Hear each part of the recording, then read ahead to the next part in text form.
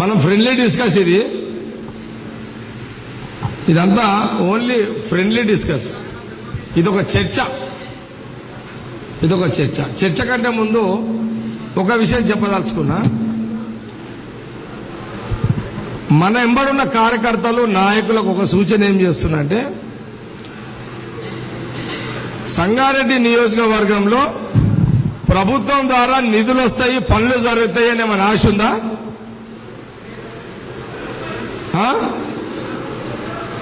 కొన్ని వేరే నియోజకవర్గంలో వస్తున్నాయా? ఎక్కడైనా వస్తున్నాయా? అచ్చా, ముఖ్యమంత్రి గారు సంగారెడ్డికి 50 కోట్లు అని ప్రకటన చేశాడు. ఇసంటి 50 కోట్లు మనం పవర్లు ఉన్నప్పుడు ఎన్నిసార్లు చేసినాం? మనం కందికి ఎన్ని తీసుకొచ్చినాం? 20 కోట్లు తెచ్చిన. ఒక కంది గ్రామ పంచాయతీలా చాలా దగ్గర రాకపోవచ్చు, చెప్తున్నా, ఇట్లా కోట్ల రూపాయలు మనం తెచ్చినాం. అవునా కదా? ఎవరు ఫండ్స్ మీద అంటే ఈ జిల్లాలో మళ్ళా జిల్లా మంత్రి ఎవరు? హరీష్ రావు. ఖచ్చితంగా ఈసారి ఈ సీటుని ఎట్లా కొట్టాలని మళ్ళా ట్రై చేస్తాడు. అర్థమైందా? ఇద్దరు సునో వాసిం మౌసిం జర సునో జర.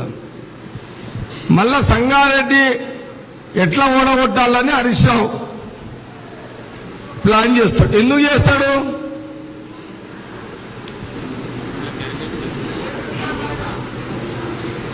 ఎందుకు చేస్తాడంటే, ఈడ మనము వానికి మిన్నడై ఉన్నాం కాబట్టి.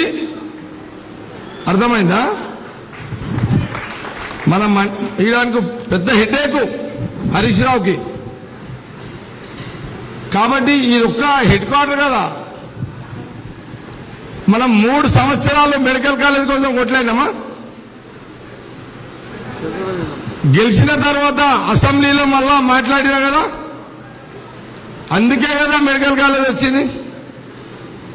లేకపోతే వస్తుండేనా? మనం మాట్లాడకపోతే రాకుండే. కాబట్టి దయచేసి ఎవరు కూడా ప్రజలకు సమయం వచ్చినప్పుడు నేను చెప్తా, ఫండ్స్ వస్తాయి. మీరు చాలా మంది సర్పంచులు ఉన్నారు, ఫండ్స్ అవకాశం లేదు, వచ్చే అవకాశం లేదు. కాళ్ళు బ్రేకింగ్లే పడతాయి, ఓన్లీ బ్రేకింగ్లే పడతాయి, ఫండ్స్ లేవు, రావు. కాబట్టి దయచేసి నేను ఊర్లకు వచ్చినప్పుడు ప్రజలతో అవన్నీ మనం మాట్లాడతాం. ఇప్పుడు ఈ 7 రోజులు కార్యకర్తల సమన్వయ కార్యకర్తల మండలి రోజు అయిన తర్వాత నేను మళ్ళీ ప్రతి గ్రామం ముఖాముఖి ప్రోగ్రాం ఉంటుంది. ప్రతి రోజుకొక విలేజ్ వస్తా, రోజుకొక 3-4 గంటలు పబ్లిక్ తోటి ఉంటా. పబ్లిక్ తోటి కూడా మాట్లాడే కార్యక్రమం కూడా మనం పెట్టుకుంటున్నాం. మనకి ఎలక్షన్ చాలా టైం ఉంది, కానీ 2 ఏళ్లు ప్రజలకు పూర్తిగా టైం ఇవ్వలేము. కాబట్టి ఇప్పుడు పూర్తిగా టైం ఇచ్చే ఒక కార్యక్రమాన్ని కూడా మనం పెట్టుకోవడం జరుగుతుంది.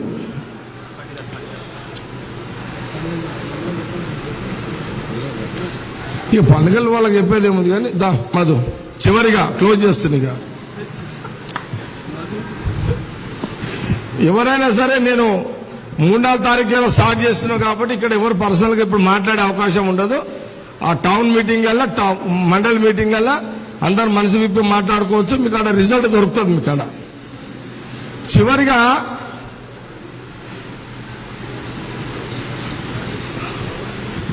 నేను రాహుల్ గాంధీ సోనియా గాంధీ గారిని కలిసిన తర్వాత పాజిటివ్ రిజల్ట్ రావాలని నేను మనస్ఫూర్తిగా దేవుని కోరుకుంటున్నా. నా టైం బాగలేక నాకు పాజిటివ్ రిజల్ట్ రాకపోతే అప్పుడు మట్టుకైతే ఖచ్చితంగా నేనైతే ఏ పార్టీలో పోను కానీ ఇండిపెండెంట్ రాజకీయ జీవితం అయితే గడుపుతా. ఇది క్లియర్గా. చివరిగా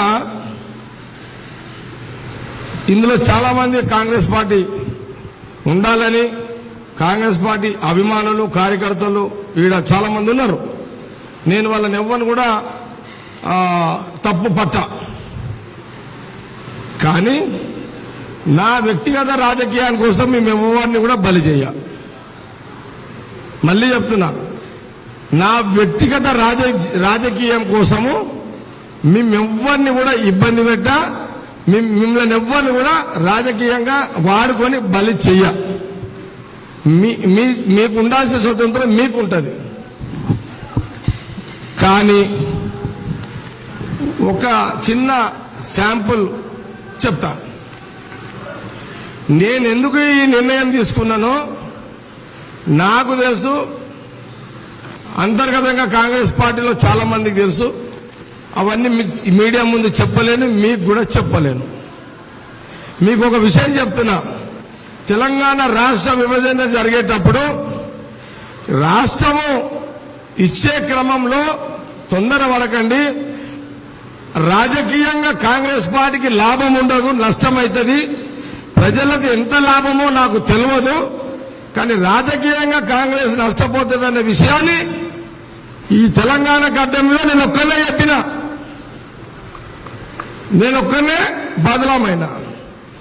ఇప్పుడు కూడా కాంగ్రెస్ పార్టీలో ఉన్న కొన్ని, నేను పార్టీని తప్పబడతలే, పార్టీ నాయకత్వాన్ని తప్పబట్టేంత శక్తి నాది కాదు. సోనియా గాంధీ, రాహుల్ గాంధీని నిందించేంత పెద్దోని కాదు. నాకు కాంగ్రెస్ పార్టీ అన్ని ఇచ్చింది. ఒక టీఆర్ఎస్ పార్టీ ద్వారా నేనైతే చట్టసభలకు వచ్చినో అక్కడి నుంచి రాజకీయంగా కాంగ్రెస్ పార్టీ అన్ని ఇచ్చింది, నాకు వర్కింగ్ ప్రెసిడెంట్ కూడా ఇచ్చింది, అందులో అనుమానం లేదు.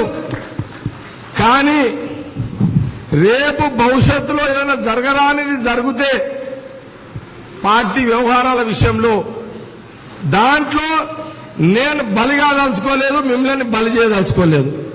ఇది నాకున్న రాజకీయ అనుభవంతో నేను మీ అందరితోటి చెప్తున్నా.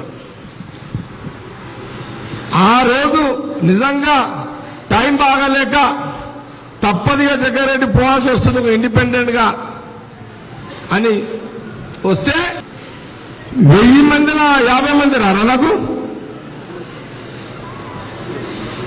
1000 మందిలో 50 మంది అంటే వస్తున్నారా? అందరూ కలిసి చెప్పండి ఒకటేసారి. వస్తారా మీడియా?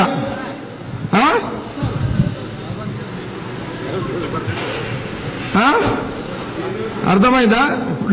నన్ను క్యాచ్ చేసిరా మీరు?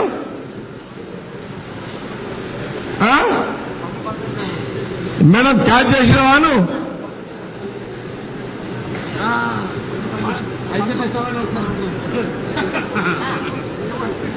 ఇప్పుడు పైసల మాట ఎత్తుతున్నారు అందరూ. పెన్లానికి పుస్తకట్టిన పెన్లాన్ని కూడా కూరగాయలు తెచ్చిస్తేనే కదా వంట చేసేది. నువ్వు సామాన్ తీసుకోపోతే పెన్లాం వంట చేస్తుందా? ఇది కూడా అంతే. పెన్లామైనా, మొగడైనా, కొడుకైనా, బిడ్డైనా, ఎవ్వరమైనా మన సంబంధం పైసలతోటే. పైసలు లేనిది మనుషులం లేము, మనుషులు లేనిది పైసలు లేవు. కూర్చోండి, పైసలు లేవు. ఆ చర్చ చేయకండి. కానీ ఒక గ్రామంలో నాకు తప్పని పరిస్థితులలో ఒక కార్యకర్త కూడా లేకపోయినా నేను